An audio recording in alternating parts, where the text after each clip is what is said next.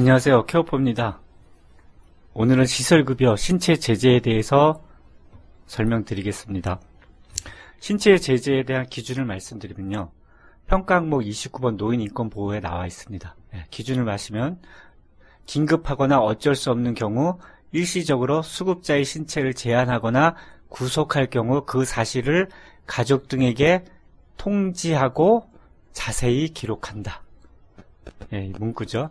여기서 첫 번째, 긴급하거나 어쩔 수 없는 경우에 대해서 설명이 나와 있습니다. 긴급하거나 어쩔 수 없는 경우에요. 생명이나 신체 위험을 초래할 가능성이 현저히 높거나 절박성이죠. 대체할 만한 간호나 돌봄 방법이 없거나 비대체성이죠. 증상의 완화를 목적으로 불가피하게 일시적으로 신체 제한을 하는 경우 등 어쩔 수 없는 경우를 제외하고는 수급자 의사에 반하여서는 신체적 제한이나 구속을 해서는 안 된다는 겁니다.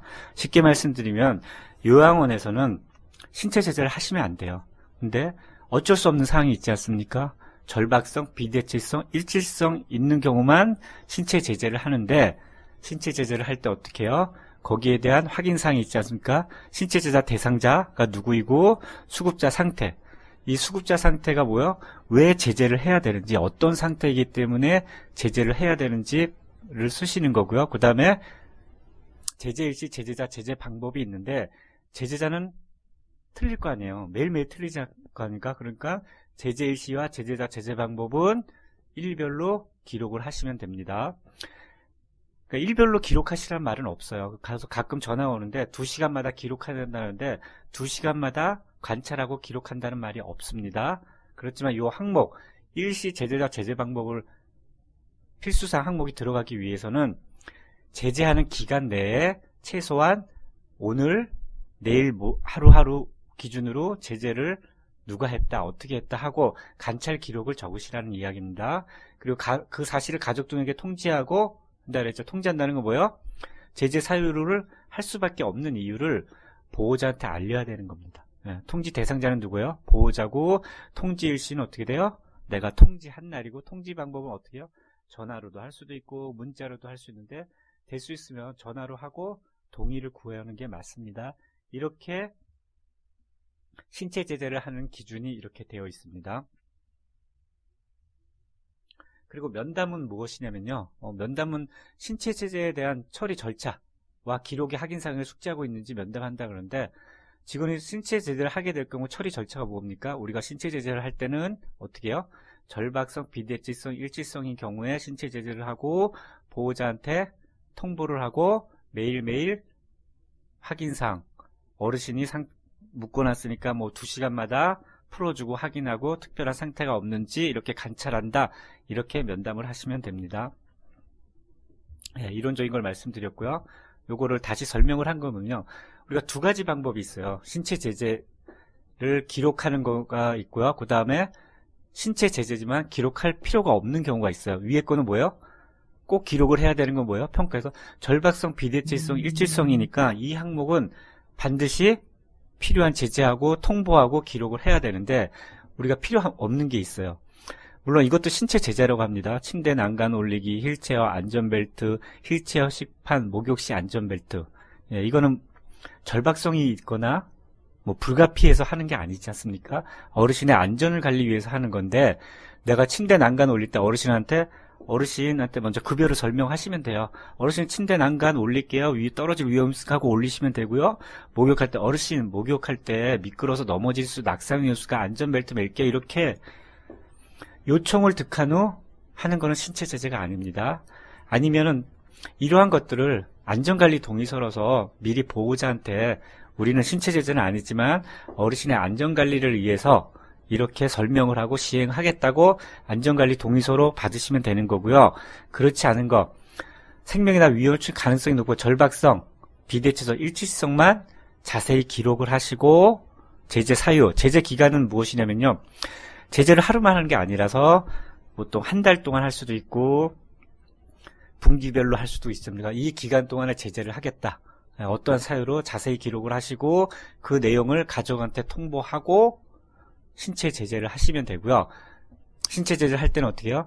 2시간마다 관찰 기록이 아니라 하루 기준으로 어르신 센터에 저희 케어포에서 상세 내역이라고 되어 있는데 일시 방법 제재자, 아까 여기 필수 항목에 있었죠? 일시 방법 제재자를 기록을 하시면 됩니다. 자, 그럼 프로그램으로 말씀드릴게요. 자, 우리가 2-4에 신체 제재 기록이 있죠? 예, 제가 절박성, 비대칭성, 일시성만 하는 거죠. 그게 아닌 건 어떻게 해요? 수급자 정보관리에 보면은 표준 약관에 뭐가 있습니까? 예, 안전관리 동의서로 받으세요. 예, 이것도 뭐 이야기는 해줘야 될 거 아니에요. 동의를 받아야 되니까 이렇게 우리가 안전관리 동의서로 통보만 하시면 됩니다. 뭐 서명까지 받으셔도 되겠지만, 그래서 어쨌든 어르신한테 알려서 나머지는 안전관리 동의서로 하고 정말로 신체 제재, 절박성, 비대칭성, 일시성만 2-4 신체 제재 기록에 하시면 됩니다.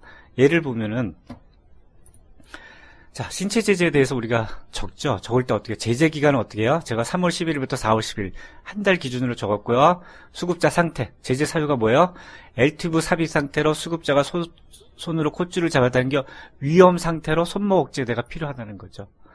예, 이거 뭐, L튜브 빼면 어떻게 돼요? 뭐 병원에 가야 되고, 또 이거를 또 식사를 못 하실 수 있으니까 응급 상황이라서, 예, 신체 억제를 대신할 수 있는 방법이 없으므로 수급자의 안전을 위해서 수급자를 제재하겠다는 사유를 썼고요. 제재 구속 방법은 어떻게 돼요? 자세히 기록해야 되니까 우리가 벨트 억제대를 사용하여 침대와 손목을 묶고 2시에서 4시간 사이에 30분간 해제하며 관찰하겠다. 관찰하고 뭐 특별한 사항이 있으면은 우리가 관찰 일지를 세부 내역을 기록하겠다. 이 얘기를 하는 거고요. 뭐 전체적으로 뭐 하루 종일 잡으시면 돼요. 그리고 구속을 제외하는 건 어떤 시간이에요? 급여 서비스를 위한 시간, 우리가 식사를 제공한다든가 뭐 화장실을 한다든가 이런 시간을 제외하고는 기록을 하겠다는 거죠. 특기할 심신상황은 뭐예요? 억제소 체험으로 매일 관찰이 필요하다는 거죠. 매일 관찰이 필요하기 때문에 우리가 뭐를 해야 돼요? 상세 내역을 기록하면서 아까 필수 항목에 있는 제재자, 제재 방법, 제재 일시가 항목에 들어가는 겁니다. 구속의 해제 사유는 콧줄 제거입니다.